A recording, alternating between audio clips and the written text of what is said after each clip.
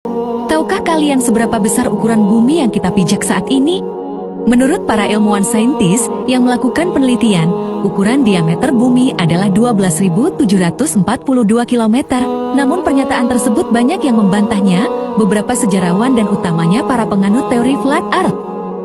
Seperti yang kita ketahui, banyak sekali misteri-misteri tentang bumi yang diceritakan dalam Al-Quran dan kisah para nabi yang masih belum terungkap sampai saat ini. Salah satunya adalah misteri keberadaan gunung terbesar di muka bumi yang menjadi pasak bumi agar tidak bergerak atau guncang dan menjadi induk dari seluruh gunung yang ada di bumi ini. Gunung itu disebutkan dalam Al-Quran bernama Gunung Jabal Kaf atau Gunung Kaf yang terbuat dari zamrud hijau sehingga memancarkan cahaya sampai ke langit. Dan diceritakan pula bahwa warna biru langit merupakan pantulan dari Gunung Jabal Kaf saking besarnya. Banyak sekali perdebatan-perdebatan tentang bumi.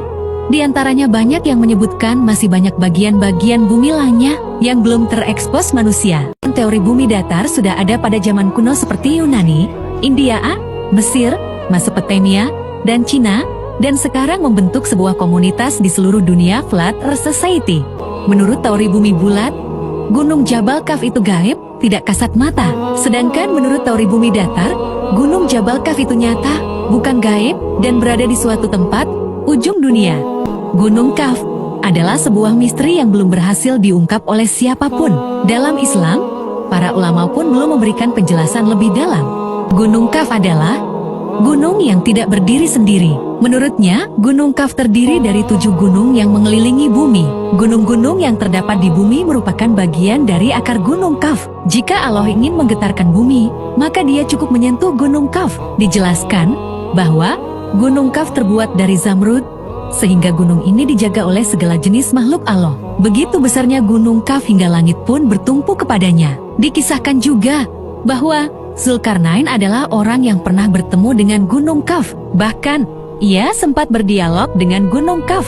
Dalam percakapan tersebut, Gunung Kaf menjelaskan tentang kekuasaan Allah yang sangat besar. Di antara gunung itu terdapat 500 gunung yang seperti es, namun bukan terbuat dari gunung es. Kemudian, terdapat parit yang sangat luas seperti samudera yang memisahkan antara bumi yang satu dengan bumi lainnya.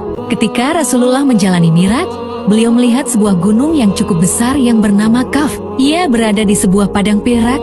Padang perak berkilau yang menghampar di belakang gunung itu, dan masih ada 70 gunung yang lainnya lagi. Terdapat suatu kota, di antara kota-kota itu ada yang berpenghuni makhluk dari jenis Bani Adam. Maka, setelah Rasulullah sampai di sana, mereka dengan serta-merta mengucapkan salam dan memuji atas kemurahan Allah Subhanahu wa Ta'ala yang telah mempertemukan mereka dengan Rasulullah, dan serta menyatakan keimanannya pada beliau. Siapakah kalian? Tampaknya kami belum pernah melihat kalian. Begitu sapa Rasulullah di awal perjumpaannya. Sementara, di dalam Al-Quran sendiri, Gunung Kaf diabadikan dalam surat Kaf. Di manakah letak sebenarnya Gunung Kaf itu? Menurut penganut teori bumi datar, bentuk bumi yang kita pijak ini berbentuk datar melingkar seperti cakram atau piring, di mana Antartika adalah sebuah tembok es pembatas yang mengelilingi seluruh bumi dan merupakan ujung dari jangkauan manusia. Nah, di balik gunung es yang mengelilingi bumi, dipercaya masih ada hamparan daratan yang berlipat-lipat luasnya dari bumi yang sudah dipetakan dan belum terjamat manusia. Entah itu karena ada larangan melintasi tembok es Antartika, atau teknologi yang belum mumpuni untuk mengeksplor sisi lain bumi. Nah, menurut Flat Earth, letak Gunung Kaf sendiri berada di balik tembok es itu, alias nyata, tidak digaibkan. Hanya saja belum ada manusia di zaman sekarang yang mampu ke sana. Pernah mendengar cerita Balukia yang menempuh perjalanan ke ujung bumi dan sampai ke Gunung Kaf demi menemukan Nabi Muhammad, dan cerita Nabi Muhammad Sallallahu Alaihi Wasallam kepada Ali bin Abi Thalib bahwa beliau melihat Gunung Kaf pada saat Isra Mi'raj. Ia juga melihat ada penduduk sekitar Gunung Kaf dan mereka bukan malaikat, mereka memerlukan makanan. Dengan konsep teori bumi datar, nyambung. Ali bertanya, apakah ada manusia yang akan mencapai Gunung Kaf? Rasulullah Sallallahu Alaihi Wasallam menjawab bahwa tidak akan ada manusia yang sanggup datang ke sana karena mereka harus berjalan 4 bulan dalam kegelapan. Dalam konsep bumi datar, bumi itu diam, tidak bergerak, apalagi berputar. Matahari dan bulanlah yang berputar mengelilingi bumi, searah jarum jam.